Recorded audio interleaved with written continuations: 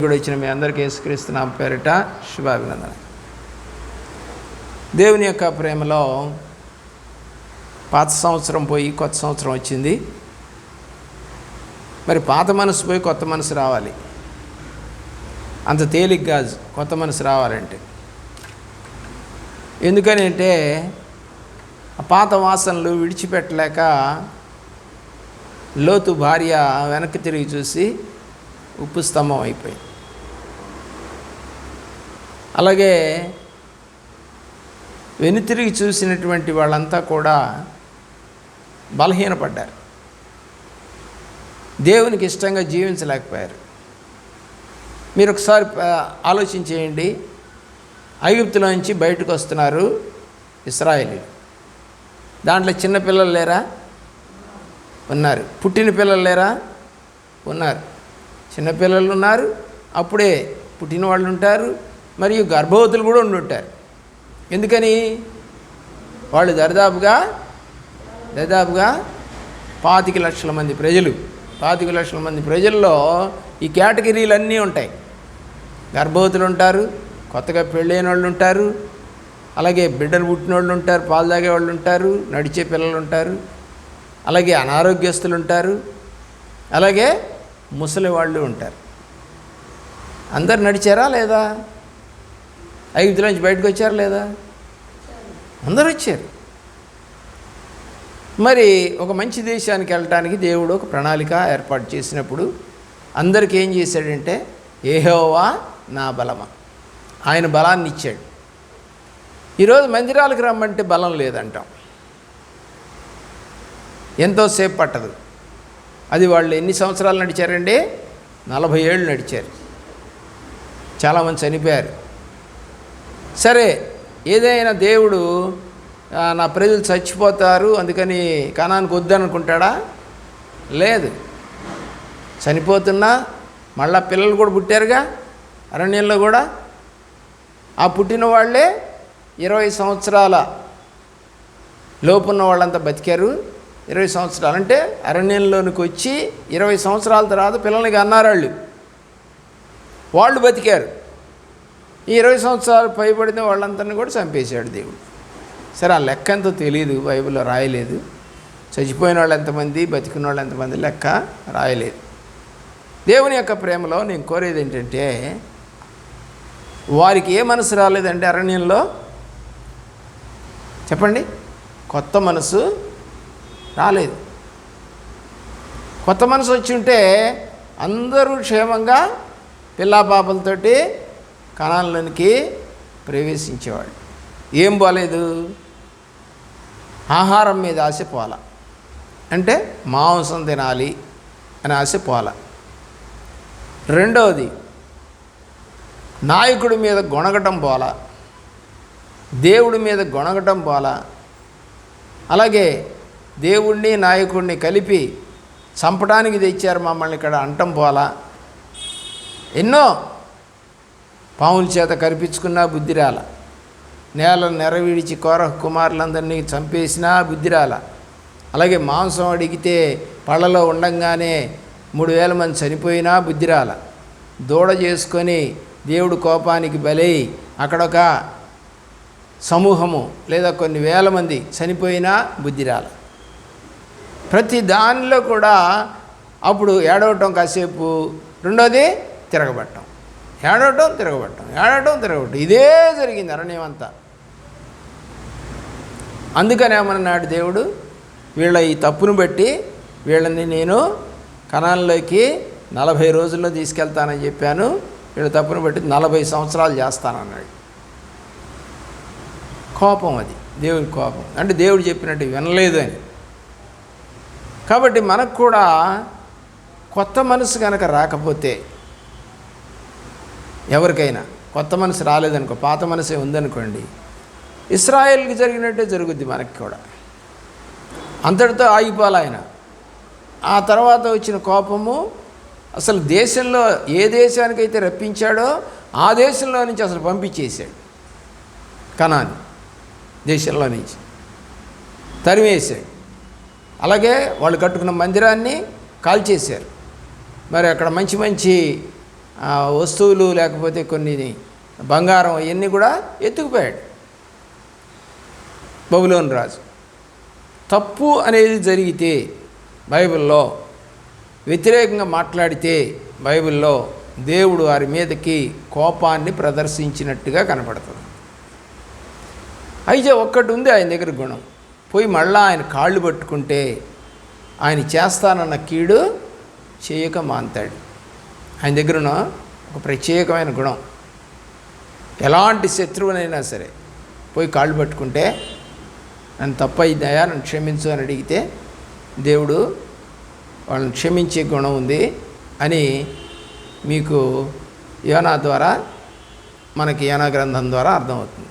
చెప్పారు మీ పాపం ఎక్కువగా ఉందని చెప్పంగానే వాళ్ళు ఏం చేశారండి, ఉపవాసం ఉండి ప్రార్థన చేశారు. దేవుడు చేస్తానన్న కీడు చేయక మానెను. పాదాలు పట్టుకోవడమే. చాలామంది ఏంటంటే పాదాలు పట్టుకోకుండా లోకల్గా ఉన్నటువంటి బంధువులు, స్నేహితులు, ధనవంతులు, ఎమ్మెల్యేలు, మినిస్టర్లను పట్టుకుంటారు. అయినా కూడా కాదు. ఆస ఎవరిని పట్టుకున్నాడు చెప్పండి? ఆస వైద్యుల దగ్గరికి పోయాడు. ధనవంతుడు కదా, రాజు కదా, నాకేంటిలే అనుకున్నాడు, పోయాడు. దేవుడికి కోపం వచ్చి చంపేశాడు. అప్పుడు రాశారు అది ఏమని, దేవుడి పాదాలు పట్టుకోకుండా వైద్యుల పాదాలు అతను పట్టుకున్నాడు, దేవుడిని ఆశ్రయించలేదు అని రాశారు. మనకు రెండు కావాలి. ముఖ్యంగా ఫస్ట్ ఏం కావాలంటే దేవుడు కావాలి. దేవుడిని అడిగినప్పుడు దేవుడే మనకి సహాయం చేసి వైద్యుడిని కూడా ఆయనే పంపుతాడు. నీ ద్వారానో, బంధువుల ద్వారానో, కొడుకు కూతుర్ల ద్వారానో మనం చెప్పుకుంటాం మన బాధని, ముందు దేవుడికి చెప్తాం. సరే తర్వాత పిల్లలకి లేదా ఇంట్లో వాళ్ళకి తెలుస్తుంది. మొదటి పిల్లలకి తెలియదు కదా. అప్పుడు ఏమవుతుంది, దేవుడు దానికి సంబంధించిన మనుషులను పంపించి మనం ఎక్కడికి వెళ్ళాలో, ఏ ఆసుపత్రిలోకి వెళ్ళాలో అన్నీ నేర్పుతాడు ఆయనే. అపోస్తుడైన పౌలు రోగగ్రస్తుడని తెలుసు, బిళ్ళదేసుకోవాలని కూడా తెలుసు. రోగం తీసేయమని అడిగితే తీసేయలేదు దేవుడు. అప్పుడు ఎవరిని జత చేశాడు?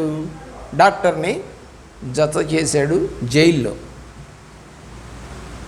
అంటే అతనికి ఏదైనా చూసుకోవాలంటే అతను చూసుకునేవాడు. లోక దేవుడు జతపరిచేటువంటి దేవుడు, బాగు చేసే దేవుడు, ఆదరించే దేవుడు, కనికరించే దేవుడు, ప్రేమించే దేవుడు, ముద్దడా దేవుడు, కౌగిలించుకునే దేవుడు, అలాగే తన రాజ్యంలోనికి చేర్చుకుంటానికి మనల్ని సిద్ధపరిచే దేవుడు, తన రక్తం ఇచ్చి మన పాపములను కడిగిన దేవుడు. ఎన్ని రకాలుగానే చెప్పచ్చు దేవుడిని స్తుతులు. లూకాసు వార్తలోనికి మనం వెళ్ళినట్లయితే 15వ అధ్యాయంలో 18వ వచనానికి వద్దాం ప్రియులారా. 15వ అధ్యాయము లూకాసు వార్త 18వ వచనం. 18వ వచనం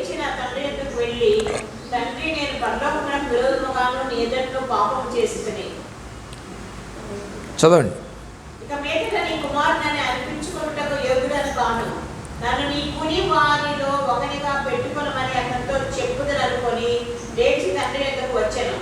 చాలు ప్రియులరా, ఈ అబ్బాయి చేసింది ఏంటి చెప్పండి? ఇక్కడ తీర్మానం చేసుకున్నాడు. ఏమని? పాపాన్ని నేను ఒప్పుకుంటాను. అర్థమవుతున్నాడు మీకు? ఇది ఇతను వాళ్ళ నాన్న దగ్గరికి వచ్చింది కొత్త సంవత్సరం అనుకుందాం. కొత్త సంవత్సరంలో వచ్చాడు. పాత సంవత్సరంలో ఏం జరిగింది? దేవుని ప్రేమించుట. వెళ్దాం, వెనక్కి వెళదాం ప్రియులరా. మనము వెనక్కి వెళితే ఇక్కడ వాక్యంలో మనం చదివినప్పుడు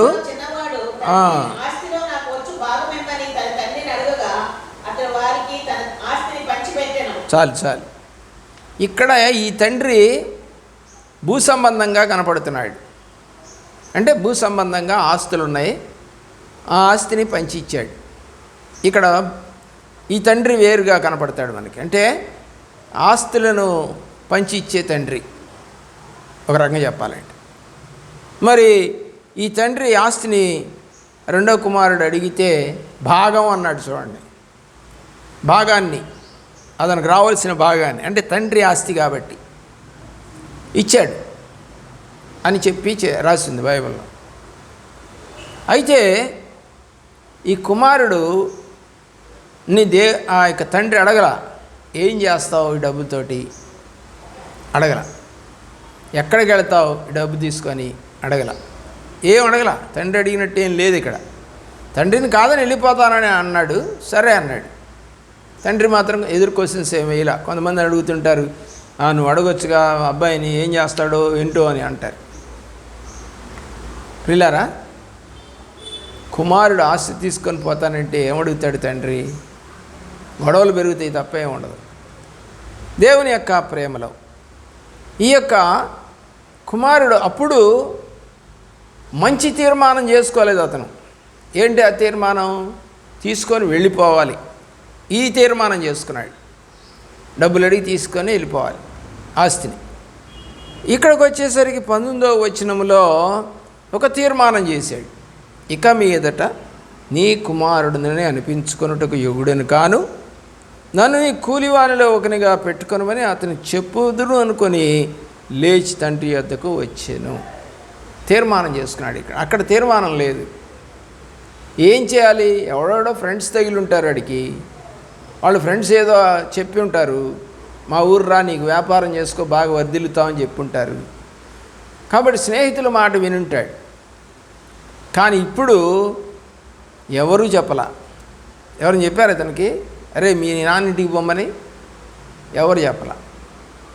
ఎవరు అడగలా, మీ దేవురు ఏంటని కూడా అడగలా. సరే, ఇక చివరికి ఎంత పోగొట్టుకున్న తర్వాత వేశ్యా సాంగత్యం చేశాడని రాసింది. మరి ఆ తర్వాత అంతా పందుల పొట్టు తినటానికి, అంటే పందులు మేపేటువంటి వాని దగ్గర పని చేయడానికి వెళ్ళినప్పుడు ఆకలేస్తూ ఉంది, తిందాం అనుకున్నాడు. కానీ అప్పుడు తీర్మానం చేసుకున్నాడు. దాన్ని అక్కడ ఏమన్నాడంటే బుద్ధి వచ్చినప్పుడు అన్నాడు. దేవుని ప్రేమలో ఆలోచన చేయండి. 17వ వచనం, అయితే బుద్ధి వచ్చినప్పుడు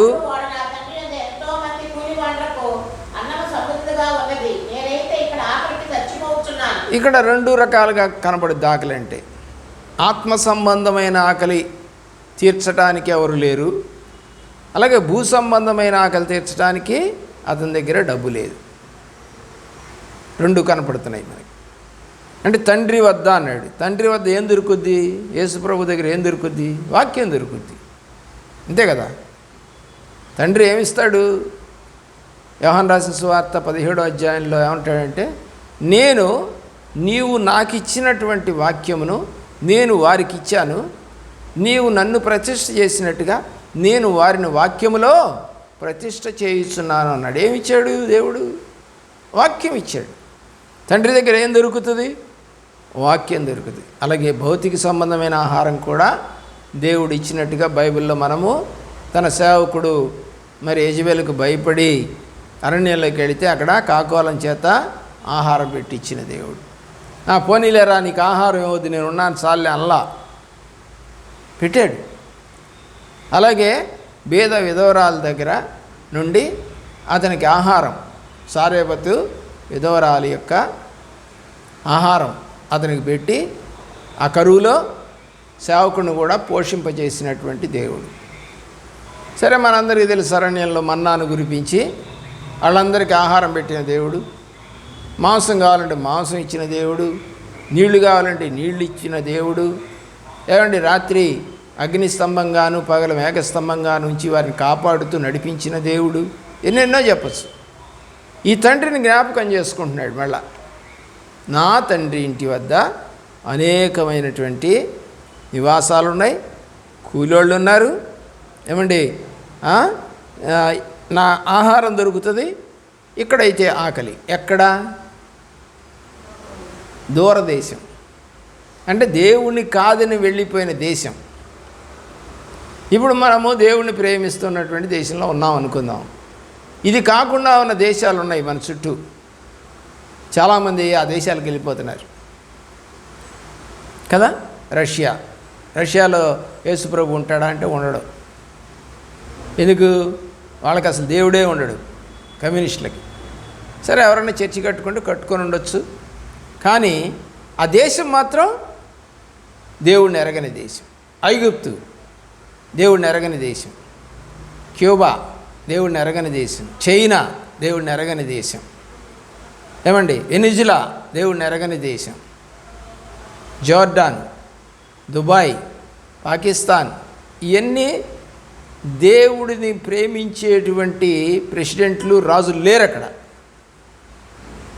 వాళ్ళ దేవుళ్ళు వేరుగా ఉంటారు. కాబట్టి వీడు ఎక్కడికి వెళ్ళాడు?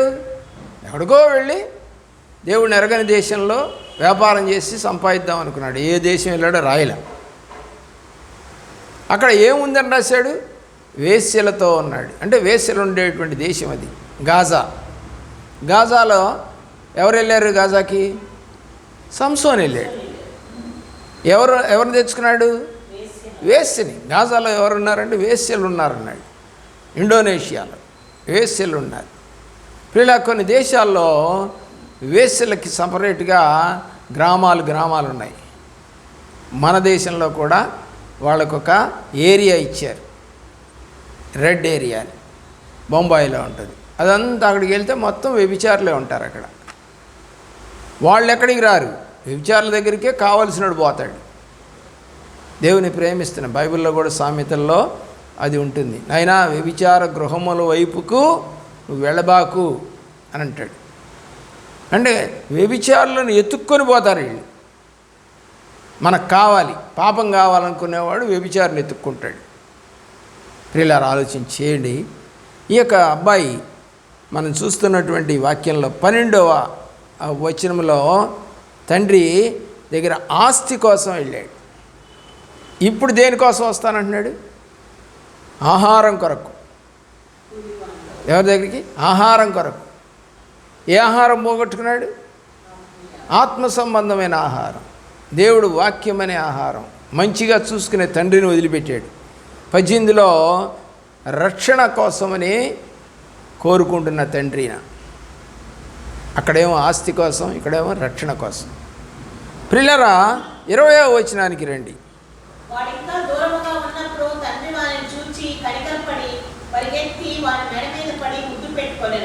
ఏం చేశాడండి తండ్రి? చెప్పండి, దీన్ని ఏమంటారు చెప్పండి? దేవుని ప్రేమ.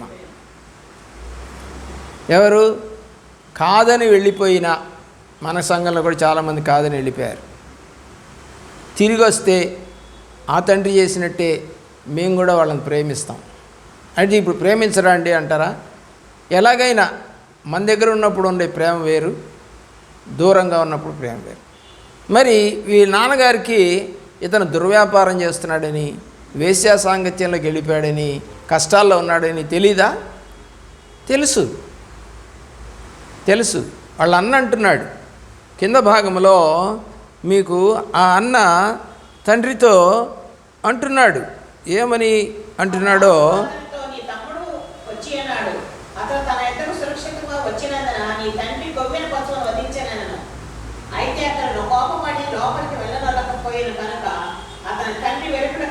లోపలికి రమ్మని బతిమాలుకొనెను.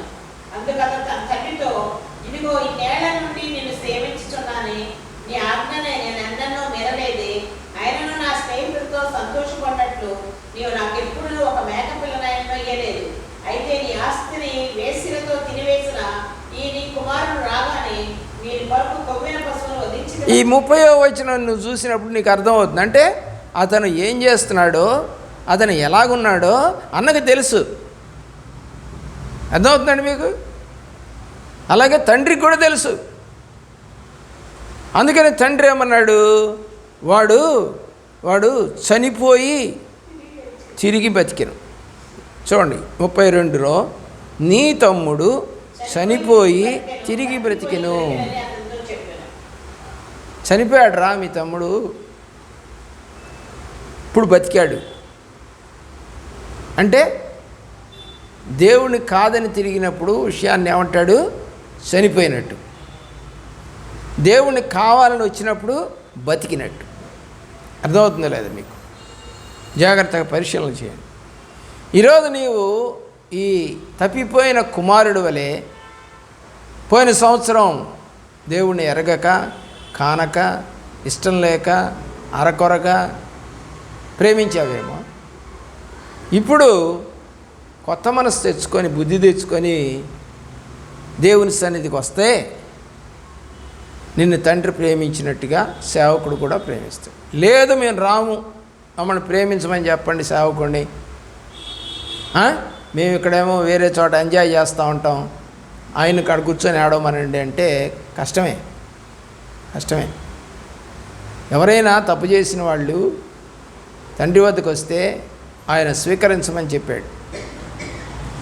రాని వాళ్ళ గురించి పట్టించుకోవద్దని చెప్పాడు. ఇతను గురించి పట్టించుకున్నాడా తండ్రి అని అడుగుతున్నాను నేను. దుర్వ్యాపారం చేశాడు, వేశ్యాసాంగత్యం చేశాడు, డబ్బులన్నీ పోగొట్టుకున్నాడు. ప్రియులారా, తండ్రికి తెలిసిన పొయ్యి ఏమన్నా పిలిచాడా? అరే వాడట చేస్తున్నాడరా, వాడట తిండి లేకపోయేదినట్రా, వాడంతా వేసలతో తిరుగుతున్నాడంటరా, వాడంతా ఆస్తి పోగొట్టుకున్నాడంట, ఒకసారి పోయి రండిరా, తీసుకురండిరా వాడిని అన్నాడా? అల్లా తెలుసు. యేసయ్యకి తెలీదా నువ్వు ఎలాగుంటావో ఏం చేస్తావో? ఆయన యొక్క కళ్ళు లోక సంచారం చేస్తున్నాయి కదా. ఎవరి కోసం? ఇష్టమైన వారి కోసం. ప్రియులారా, తెలీదా దేవుడికి? తెలుసు. కానీ నువ్వు వస్తావేమో అని చూస్తాడు దేవుడు. నువ్వు తిరిగి వస్తావేమో, నీకు మళ్ళీ మంచి చేద్దాం అనుకుంటాడు. రాకుండానే మంచి జరిగిపోతాయని నువ్వు అనుకుంటే మాత్రం వీడేమయ్యేవాడు? చచ్చిపోయేవాడు. రాకుండా ఉంటే ఏమయ్యాడు? చచ్చిపోయాడు. తిండి లేదుగా, ఆహారం లేదు, ఆదరించేవాళ్ళు లేరు, డబ్బులు లేవు. మరి వేసే సాంగత్యం చేసినప్పుడు ఏమన్నా రోగాలు వచ్చినాయో తెలియదు. ఎవడు లేదు, పట్టించుకునేవాడు లేడు. అలా నీ జీవితం కూడా అయిపోకుండా ఉండాలంటే తిరిగి తండ్రి వద్దకి నీవు ఈ సంవత్సరం అయినా కనీసం రాగలిగితే నీకు కొన్ని మంచి పరిణామాలు జరుగుతాయి. లేదు అంటే బ్రతుకులు ఇంకా దుర్భరంగా మారిపోతాయి. ఆ అబ్బాయి తిరిగి వచ్చాడు కాబట్టి అలా మారకుండా దేవుడు తండ్రిని ప్రేమించి అతను వచ్చాడు. అలాగే తండ్రి కూడా అతన్ని ప్రేమించాడు. వాడు బుద్ధి తెచ్చుకొని వస్తాడని వెయిట్ చేశాడో మనకు తెలియదు. వచ్చాడు. ఎట్లయితే ఎవరైతే తల్లిదండ్రులను సన్మానించరో వారి కళ్ళు ఏమవుతాయంట? లోయ కాకులు పీకుతాయి అని రాశాడు సామెతల గ్రంథం 30వ అధ్యాయం 7వ వచనం. సామెతల గ్రంథం 30వ అధ్యాయం 17వ వచనం. అలా ఎవరికైనా జరిగిందా అంటే జరిగింది. చాలు. సన్మానించకపోతే తల్లిదండ్రులను, ఇష్టం వచ్చినట్టుగా మాట్లాడితే, దుర్భాషలాడితే, అబ్యూజింగ్ వర్డ్స్ వాడితే, అంటే వినటానికి కూడా కర్ణ కఠోరంగా ఉండే మాటలు కొన్ని ఉంటాయి. అవి బూతులు కావచ్చు, పోకిరి మాటలు కావచ్చు, ఎగతాళి కావచ్చు, ఏవైనా కావచ్చు. ఇలా చేస్తే దేవుడు కళ్ళు పీకేస్తాడంట. అదేంటండి? అవును, దేవుని కోపం అది.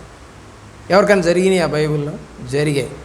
చూడండి, దేవుని యొక్క న్యాయాధిపతుల గ్రంథం 14వ అధ్యాయం 1వ వచనం. సంసోను తిమ్నాతునకు వెళ్ళి తిమ్నాతులో ఫిలిష్తీయుల కుమార్తెలలో ఒకతను చూచెను. అతడు తిరిగి వచ్చి తిమ్నాతులో ఫిలిష్తీయుల కుమార్తెలలో ఒకతను చూచితిని, మీరు ఆమె నాకు ఇచ్చి పెళ్లి చేయమని తన తల్లిదండ్రులతో అనగా, వారు నీ స్వజనుల కుమార్తెలలోనే కానీ నా జనులలోనే కానీ స్త్రీ లేదనుకొని సున్నతి పొందని ఫిలిష్తీయుల నుండి కన్యకను తెచ్చుకొనుటకు వెళ్ళుచున్నావా అని అతన్ని అడిగాయి. తల్లి తండ్రులు మాట విన్నాడా? వినకుండా ఏమన్నాడు? నేను ఒక అమ్మాయిని ప్రేమించాను, ఆ అమ్మాయిని ఇచ్చి పెళ్లి చేయమని. అరే, ఆ అమ్మాయి మన అమ్మాయి కాదురా, దేవుడిని ఎరిగిన పిల్ల కాదురా, లేరనుకొని నువ్వు వెళ్ళావా అని అంటే, లేదు లేదు, నాకు ఆ అమ్మాయే తెచ్చి పెళ్లి చేయండి అన్నాడు. తండ్రి మాట విన్నాడా? తల్లి మాట విన్నాడా? వినలా. చూడండి, దేవుని యొక్క ప్రేమలో 16వ అధ్యాయం 21, 22 వచనాలు. 16వ అధ్యాయం 21, 22 వచ్చిన. అప్పుడు ఫిలిష్తీయులు అతన్ని పట్టుకొని అతని కత్తులను ఊడదీసి గాజాకు అతన్ని తీసుకొని వచ్చి ఇత్తడి సంఖ్యలతో అతన్ని బంధించిరి. చాలు. ఇందాక ఏం చదివాం? 30:17 సామెతల్లో తల్లిదండ్రులను సన్మానించిన వారిని కాకులు బీకినియా? కళ్ళు పోయినాయా? సంసారం కళ్ళు పోయినాయా? లేదా? పోయినాయి. ఎందుకు? తల్లిదండ్రులను సన్మానించలేదు. తనకి ఇష్టమైన మార్గంలో ప్రయాణం చేశాడు. అలా జరుగుద్ది. ఏమన్నా ప్రవచనం చెప్పాడా దేవుడు? సంసోన్కి ఇలా అవుద్దని చెప్పాడా ఏమన్నా? వాళ్ళ అమ్మకి నాన్నకి అంతకుముందు దర్శనం వచ్చినప్పుడు ఈ కుమారుడు పుడతానని చెప్పినటువంటి మనోహర కుమారుడు పుడతాడు అని చెప్పాడే తప్ప ఇలా జరుగుద్దని చెప్పాడా? లేదు. నాజీరు చేయమని చెప్పాడు. కానీ అతనికి ఇలా జరుగుద్దని చెప్పాల. కానీ యేసు ప్రభు వారి గురించి తల్లికి చెప్పాడు ముందుగానే. నీ హృదయంలో నుండి ఒక ఖడ్గము దూసుకుపోతుంది అని చెప్పాడు. అంటే నీ కొడుకు చచ్చిపోతాడే ముందే చెప్పారు. కానీ సంసోన్ గురించి దేవుడు చెప్పలా ముందే. ఇలా చేస్తాడు నీ కొడుకు, వాడు ఇలా చనిపోతాడు, మరి తక్కువ కాలంలో చనిపోతాడు, యవ్వన దశలో చచ్చిపోతాడు, ఇవన్నీ చెప్పలా. బైబిల్ అయితే చెప్తుంది తల్లిదండ్రుల మాట విన్న వాళ్ళకి లోయకాకులు పీకుతాయి కళ్ళు. ఈ కళ్ళన్నీ కూడా తీసి అవతల పారేస్తాడు దేవుడు. దేవుని యొక్క ప్రేమలో ప్రియులారా, యోహాను రాసిన సువార్త 1వ అధ్యాయము 12, 13. మరి ఎప్పుడు మనం దేవుని పిల్లలం అవుతాం? తల్లిదండ్రుల మాట విన్నటువంటి వాళ్ళు దేవుని పిల్లలు అవడానికి అవకాశాలు ఉంటాయి.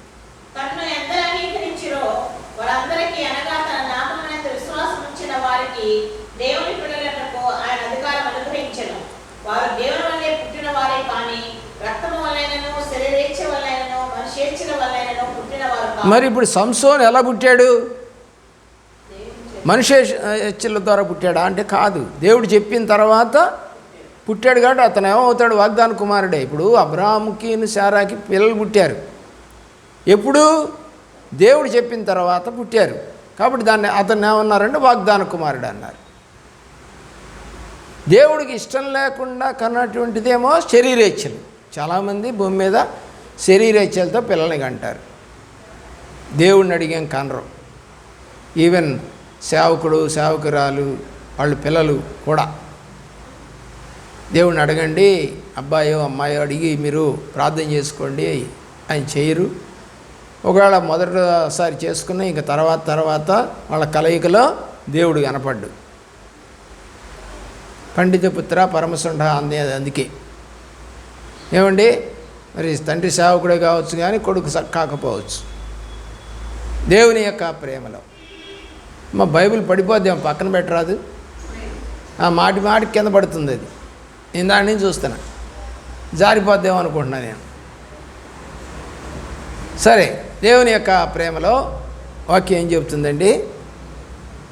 మార్గము చూసినటువంటి మనము దేవుని పిల్లలు అవ్వాలి అంటే వాళ్ళు శరీరేచ్ఛల ద్వారా పుట్టకూడదు. అందుకనే సమయంతో ఆ యొక్క యోహాను రాసిన సువార్త 3వ అధ్యాయంలో దేవుడు వచ్చి అడుగుతున్నాడు ఒక అతను, అయ్యా నేను రక్షణ పొందాలంటే ఏం చేయాలి? ఏం చేయాలి దేవుడు?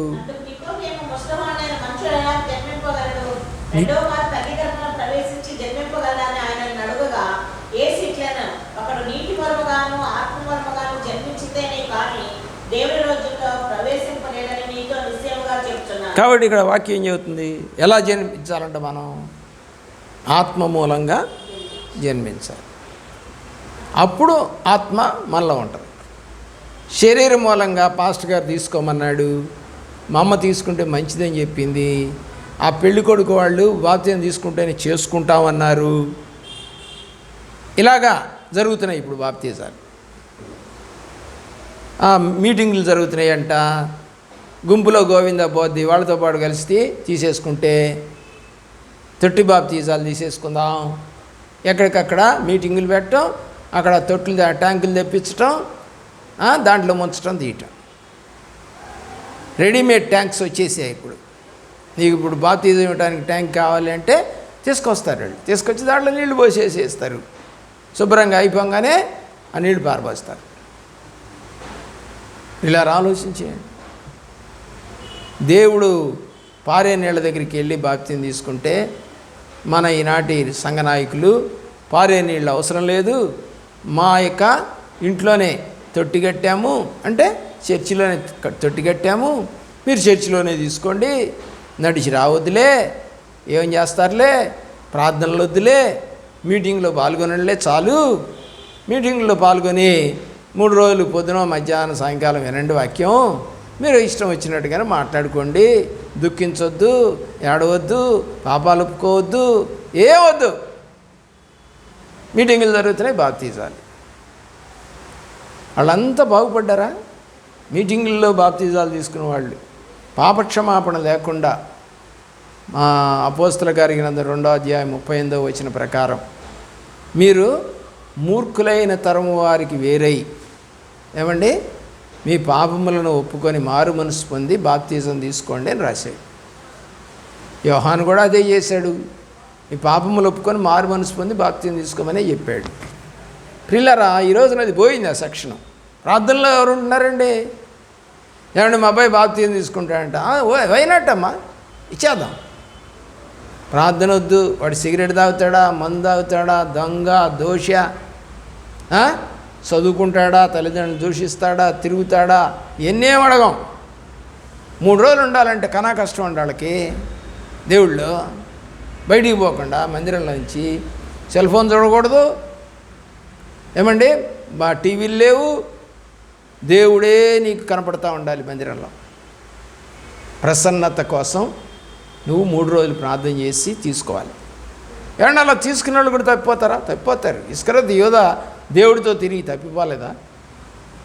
పేతురుతో పాటు ఇంకొక 6 మంది కూడా దేవుడు చనిపోయాడని వాళ్ళు వెనక్కి తిరిగి పోలేదా? దేవుడితో తిరిగిన వాళ్ళేగా. ఎందుకని? కాబట్టి దేవుడితో నడిచినా తప్పిపోతారు, ఆత్మ లేకపోతే. లోకంలో నడిచినా తప్పిపోతాం, ఆత్మ లేకపోతే. కాబట్టి ఆత్మ మూలంగా జన్మించాలి అని ప్రభువారు చెప్తా ఉన్నారు. తీతుకు రాసిన పత్రిక 3వ అధ్యాయం 5వ వచనం. తీతుకు రాసిన పత్రిక 3వ అధ్యాయము 5వ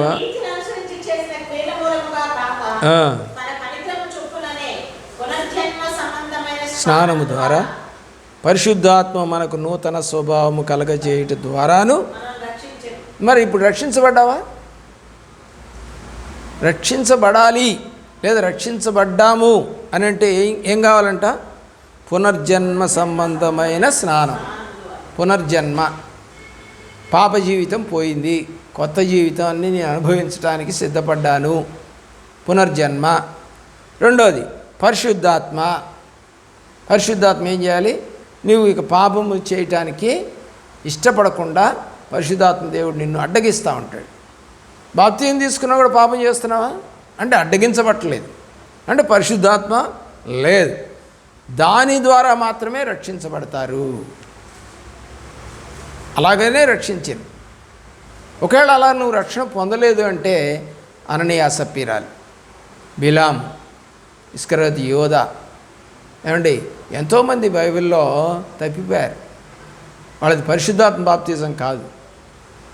ఎవరైతే పరిశుద్ధాత్మ బాప్తిజం పొందలేదో వాళ్ళంతా కూడా తల్లిదండ్రులు మర్చిపోతారు. అలాగే నీవు ఏ సంఘం అయితే సిద్ధపరిచిందో ఆ సంఘాన్ని మర్చిపోతారు, ఆ మనుషుల్ని మర్చిపోతారు. వాళ్ళది ఏ బాప్తిజం? మన దగ్గర నుంచి వెళ్ళిపోయిన ఒక అమ్మాయి ఇంకో చోటుకి వెళ్ళి మళ్ళీ బాప్తిజం తీసుకుందంట. అంటే అబద్ధం చెప్పినట్టేగా నేను బాప్తిజం తీసుకుందానని ఎందుకు చెప్పలా? చెబితే ఇస్తారా? ఎవరుగా? ఒకవేళ చెప్పినా కూడా ఇస్తే అంత దౌర్భాగ్య సేవకుడు ఎవడు ఉండడు. ఏమై చెప్పలా? గుంపులో గోవిందాగా నేను కూడా తీసుకుంటాను పేరు ఇచ్చిందంట. ఆమెకి మళ్ళీ బాప్తిజం ఇచ్చారు. అది మాకు తెలిసింది. రెండోసారి బాప్తిజం అట్టు తీసుకుంది. అప్పటికే మన దగ్గర తీసుకొని ఒక 2 ఏళ్ళు అయిపోయింది, 2-3 ఏళ్ళు అవుతుంది. అంటే మళ్ళీ 2-3 ఏళ్ళకి ఒకసారి బాప్తిజం. ఇంకొక ఊరు పోయింది ఇప్పుడు, అక్కడ మళ్ళీ బాప్తిజం తీసుకుంటుందంట. తీసుకో. ఎన్ని బాప్తిజాలు తీసుకున్నా నీకేం లేదు? ఆత్మ లేదు. ఆత్మ లేనప్పుడు అది రక్షణ కాదు. అలాగే మంచి కార్యాలు జరగవు. గృహాల్లో, కుటుంబాల్లో, జీవితాల్లో మంచి జరగవు. ఆత్మ సంబంధమైన కార్యాలు జరగవు, శరీర సంబంధమైన కార్యాలే జరుగుతూ ఉంటాయి. కాబట్టి ఇతనికి బుద్ధి వచ్చినప్పుడు తండ్రి వద్దకు వెళ్ళాడు. ఆ తర్వాత ఏమైంది అనేది మనకు తెలియదండి. కలిసి మాత్రం ఉన్నారు. ఎవరు? అన్నా తమ్ములు. ఇప్పుడు మనకు అన్న ఎవరు? యూదా, ఇజ్రాయెల్ దేశం మనకు అన్న. వాళ్ళు మనం కలిసి తండ్రి వద్ద ఉండే రోజు ఒకటి రాబోతా ఉంది. దాని కొరకు బుద్ధి తెచ్చుకొని మనం తండ్రి వద్ద బతిలాడుకొని తీర్మానం చేసుకొని ఒప్పుకోవాలి. మేము ఒప్పుకోమండి, మాకు అన్నలతో పని లేదు. ఇప్పుడు అన్న కోపడ్డాడు, కానీ అన్న విడిపోయాడు. అక్కడి నుంచి విడిపోవాల, ఆ ఇంట్లోనే ఉన్నాడు. కోపం అయితే తెచ్చుకున్నాడు, వాడు ఇటు తప్పు చేసినోడిని చేర్చుకున్నావని. అది దేవుని యొక్క ప్రేమని ఒక ఉపమాన రూపంలో మనకి ప్రభువారు మన ముందు పెట్టారు. పునర్జన్మ సంబంధమైన స్నానం చేస్తావా ఈ సంవత్సరం అయినా? యోహాను రాసిన సువార్త 3వ అధ్యాయం 3వ వచనం. 3వ అధ్యాయము 3వ వచనంలో ఈ సంవత్సరం అయినా కొత్తగా జన్మిస్తావా? దేవుడు అన్నాడు కొత్తగా జన్మిస్తేనే. మరి ఈ సంవత్సరం అయినా కనీసం కొత్తగా జన్మిస్తావా? ఇన్నాళ్ళు బాప్తిజం తీసుకున్నానని చెప్పావు, వస్తే వచ్చావు, లేకపోతే లేదు, ఎదురు తిరిగావు, నీ ఇష్టం వచ్చిన మాటలు మాట్లాడి ఉంటావు, ఏదైనా జరిగి ఉంటుంది. ఇప్పటికైనా ఏమంటున్నాడు? కొత్తగా జన్మిస్తావా అడుగుతున్నాడు. వాడు వ్యసనపడి వెళ్ళిపోతాడు. ఎవడు జన్మిస్తాడు ఇట్లా కొత్తగా? మళ్ళా తండ్రి గర్భంలో పుట్టి మళ్ళా పుడతావా అన్నాడు.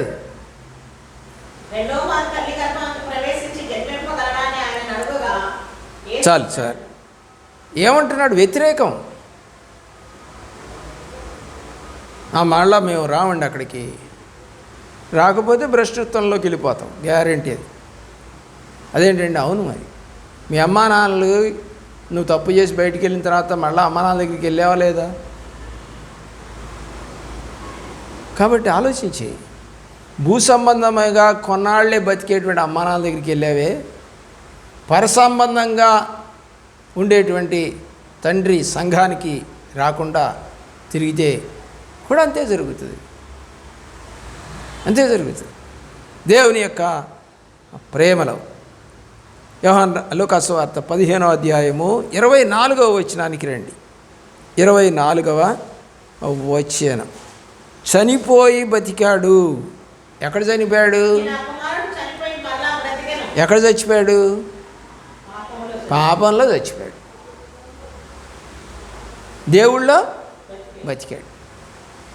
కాబట్టి మనం పాపంలో చచ్చిపోయి ఇక చెయ్యం, ఇలా అనం, ఇలా ఉండం, ఇలా అలగం, ఇలా భీష్మించుకొని కూర్చోం, నా తప్పేదో నాకు తెలిసింది, తిరిగి నేను తండ్రి వద్దకు వెళ్తానని ఎలాగైతే తప్పిపోయిన కుమారుడు కొత్త మనసు తెచ్చుకొని బుద్ధి తెచ్చుకొని తండ్రి వద్దకు వచ్చాడో అలా వస్తే దేవుడు ప్రేమిస్తాడు.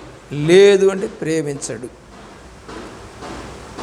ప్రకటన గ్రంథం 3వ అధ్యాయం 1-2 వచనాలు. ప్రకటన గ్రంథం 3వ అధ్యాయం 1-2.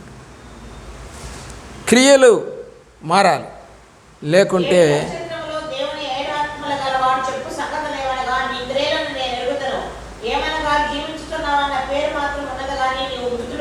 కాబట్టి ఆ క్రియలు ఎలాగున్నాయంట? క్రియలు ఎలాగున్నాయంట? దేవుడిని ప్రేమించినట్టుగా బాప్తిజం తీసుకున్నట్టుగా కనపడుతుంది, కానీ క్రియలు ఎలాగున్నాయంట? దేవుడి దగ్గర సంపూర్ణంగా లేవు. దేవుని దగ్గర సంపూర్ణంగా లేవు. కాబట్టి యాకోబు పత్రిక 2:14లో క్రియలు లేని విశ్వాసము మృతము. కాబట్టి నువ్వు దేవుని ప్రేమిస్తున్నాను పైకి చెప్తున్నావేమో నాకైతే తెలియదు. నీ క్రియలు సంపూర్ణంగా లేవని బైబిల్ చెప్తా ఉంది. ఆ యొక్క ఆస్తి తీసుకొని వెళ్ళిపోయిన వాడి క్రియలు మంచివి కావు. తిరిగి వచ్చిన దాకా వాడి బుద్ధి మార్చుకోకుండా ఉంటే వాడు అట్లాగే నశించిపోయేవాడు. దేవుడు నశించిన దాన్ని వెతికి రక్షించడానికి వచ్చినట్టుగా ఈ కుమారుడు బుద్ధి తెచ్చుకొని తండ్రి ఇంటికి వెళ్ళి రక్షణ పొందాలని ఆయన ఆశపడ్డాడు. అలాగే వచ్చాడు ఈ కుమారుడు. మరి నీవు అలాగే చేస్తావా లేదా? లేదు మేము ఇదే పాపంలో ఉంటాం, ఇలాగే చేస్తాం, మేము తండ్రి వద్దకు రాము, మళ్ళా పాత సంఘానికి రాము, మేము ఇట్లాగే బతుకుతామంటే నీ బతుకంతా క్షేమకరంగా ఉండదనేది వాస్తవం. దేవుని యొక్క ఆ ప్రేమలో తిరిగి వచ్చిన కుమారుడు చిన్నవాడు. చిన్నవాడంటే మనమే, పెద్దవాడంటే ఇశ్రాయేలు. మనము తండ్రి వద్దకు బుద్ధి తెచ్చుకొని వెళ్ళవలసినటువంటి వారమై ఉన్నాం. దేవుని యొక్క ప్రేమలో మరి తీర్మానం చేసుకున్నాడు, తిరిగి నేను మా ఫాదర్ ఇంటికి వెళ్తాను. మరి పెద్ద కుమారుడు అలాగా లేడు, ఎందుకంటే అతని కోపం, నేను ఇక్కడే ఉన్నా కూడా నన్ను ప్రేమించలేదు మా ఫాదరు, ఇలా చేయలేదు, నా స్నేహితులు పిలిచి కూడా కనీసం ఎందుకు చేయలేదు అని కోపగించుకున్నాడు. దేవుని ప్రేమలో యాకోబు పత్రిక 2వ అధ్యాయం 25వ వచనం. రాహబు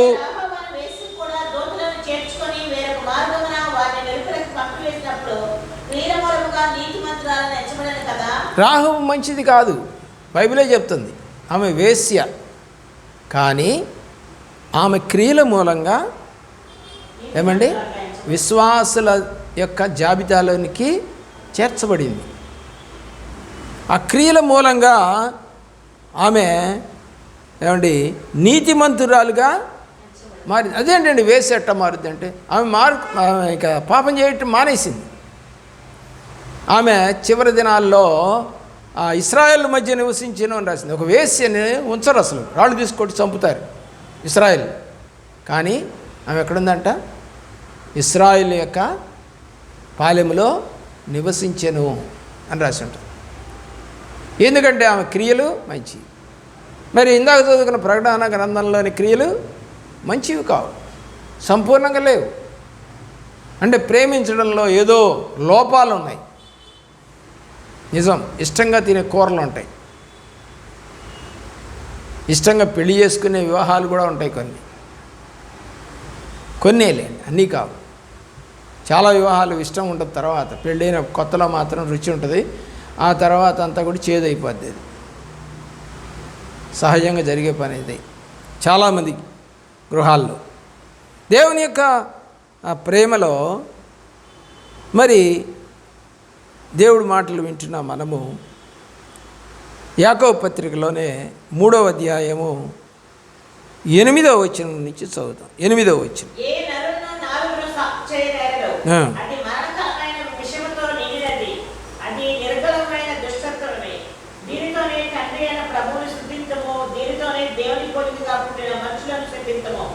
ఒక నోటి నుండి ఆశీర్వచనమును శాపవచనమును బయలువెళ్ళెను. నా సహోదరులారా, ఇలా ఉండకూడదు.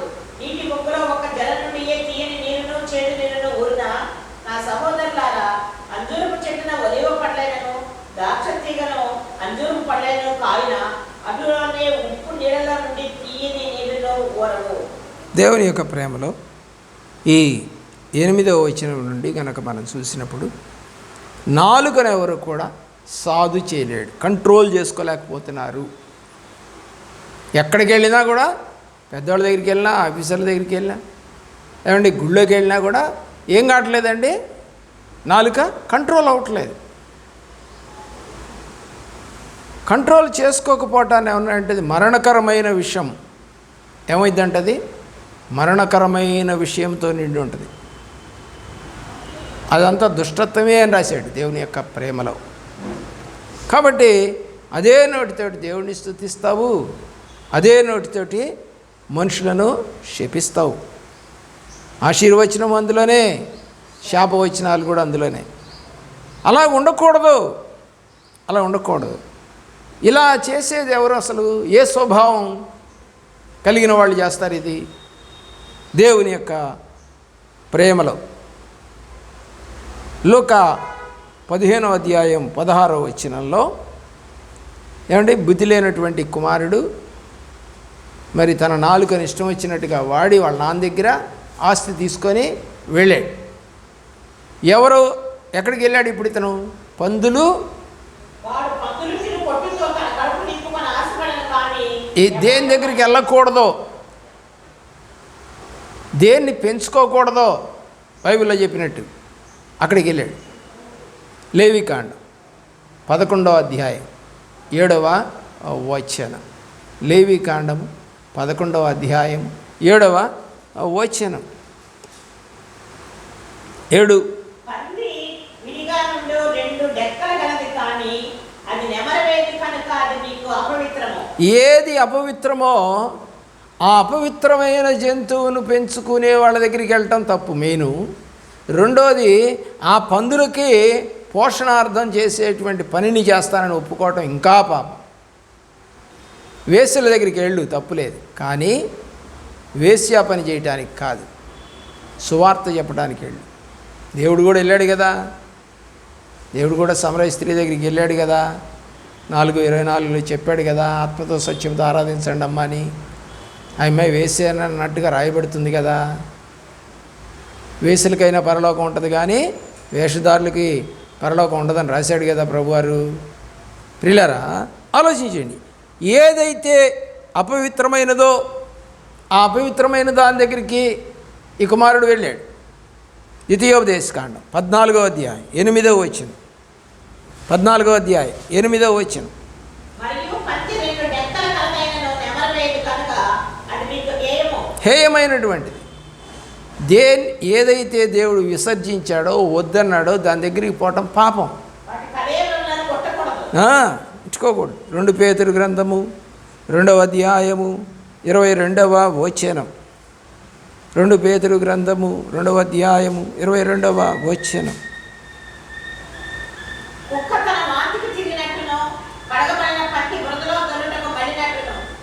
ఏమవుతుందండి కడగబడిన పంది మళ్ళా? దానికి ఏది ఇష్టం? బురద అంటేనే ఇష్టం, పాపం అంటేనే ఇష్టపడతారు. వాళ్ళని ఏమంటారంటే బైబిల్ ప్రకారం పంది స్వభావము, కుక్క స్వభావము అని నేను రాయిలా, బైబిలే రాసింది. కుక్క ఏం చేస్తుందంట? తింటదంట, కక్కుద్దంట, మళ్ళీ అదే తింటదంట. అలాగే ఒక సేవకుడి దగ్గరికి వస్తారు, కక్కుతారు ఎక్కడికో పోయి, మళ్ళీ దాన్నే తింటారు పోయి. కుక్క స్వభావం, పంది స్వభావాలు. వాడిది ఏమైంది ఇప్పుడు? ఏ స్వభావం? పంది స్వభావం. అందుకనే పందులు మేపడానికి పోయాడు. దేవుడు వద్దన్న దాన్ని, చేయొద్దన్న దాన్ని, ముట్టుకోకూడదన్న దాన్ని, పెంచకూడదన్న దాన్ని, అసహ్యమైన దాన్ని, హేయమైన దాన్ని బైబిలు చెప్తా ఉంది. ప్రియులారా, లూకాసు వార్త 15వ అధ్యాయంలో 17వ వచనంలో ఏ ఆకలి అండి అతనికి ఉంది? భూ సంబంధమైన ఆకలి ఉంది, అలాగే ఆత్మ సంబంధమైన ఆకలి కూడా అతనికి ఉంది. దేవుడు ఆకలి కలిగి ఉన్నాడు. అప్పుడు కలిగి మరి అతను ఆ ఆకలి తీర్చుకోవాలని ఎక్కడికి వెళ్ళాలనుకున్నాడు? తండ్రి వద్ద. ఆత్మ సంబంధమైన ఆకలి తీరాలి అంటే తండ్రి వద్దకి వెళ్ళాలి. అలాగే తండ్రి వద్ద ఇంకేం దొరుకుతాయి? భూ సంబంధమైనటువంటి ఆకలి కూడా తీర్చగల సమర్థుడు. ఆయనకి ఏది తక్కువ చేసేవాడు కాదు. నిజంగా ఆయన ఆశ్రయించిన వారికి ఏ మేలు చేయక మానడు. దేవుని యొక్క ప్రేమలో మరి 32వ వచనానికి మనం వస్తే, వేశ్యలతో తిరిగాడని అన్న చెప్తా ఉన్నాడు 32వ వచనంలో. మరి కానీ అతను చనిపోయి బతికాడని తండ్రి చెప్తా ఉన్నాడు. నువ్వు కూడా చచ్చిపోయి బతుకుతావా? మారు మనసు పొందుతావా? మత్తయి సువార్త 3:11 దేనికోసం బాప్తిజం తీసుకోవాలి? కాబట్టి నువ్వు బాప్తిజం తీసుకొని ఉంటావు. మారు మనసుతో తీసుకున్నావా? మాయ మనసు ఉంటేనేమో ఆ కుమారుడిలాగా తప్పిపోతావు. అర్థమవుతుంది? మరి ఏమన్నా బుద్ధి వస్తే మళ్ళీ తిరిగి వస్తావు. నీకు బుద్ధి రావట్లేదా? తిరిగి రావాలని అనిపించట్లేదా? ఇంకా కోపము, ద్వేషము, అసూయ, పగ, ఎదురాడే తత్వం నీలో ఉన్నాయా? ఉంటే కనుక ఈ కుమారుడు ఏమయ్యాడు? చచ్చిపోయాడు. రెండో కుమారుడు చచ్చిపోయాడు. బుద్ధి వచ్చింది కాబట్టి బతికాడు. మళ్ళీ ఆత్మీయ ఆహారాన్ని, భూ సంబంధమైన ఆహారాన్ని, మరి అలాగే రక్షణ వస్త్రాన్ని, మరి చాలా ఉన్నాయి అతని పాదాలకి చెప్పులు, సువార్త అనేటువంటి జోడు, ఇవన్నీ నడుముకి దట్టి కట్టుకోవటం, ఇవన్నీ కూడా అందులో చెప్పబడి నేను వివరించవచ్చు. దేవుడి చిత్తం అయితే మరొక పర్యాయం నేను ఆ విషయాలు కూడా చెప్తాను. మోకరించండి, ప్రార్థన చేసుకుందాం.